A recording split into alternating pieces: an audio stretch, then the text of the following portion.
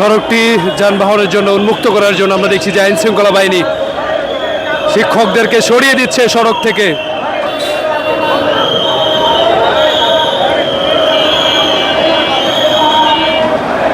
পুরো সড়কটিতে আইন শৃঙ্খলা বাহিনী এখন তারা শিক্ষকদের সরিয়ে দিয়ে এবং যানবাহনের জন্য উন্মুক্ত করে দেওয়া হচ্ছে।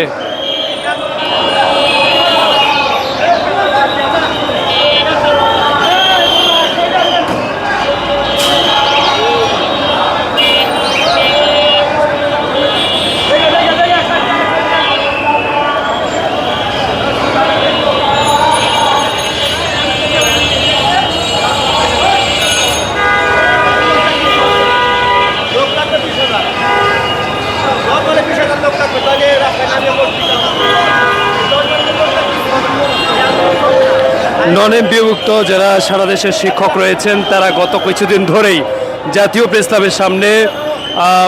মানববন্ধন এবং আন্দোলন করে যাচ্ছেন এবং আমরণ অনশন পর্যন্ত তারা শুরু করেছেন এবং সেই প্রেক্ষিতে আজকে তারা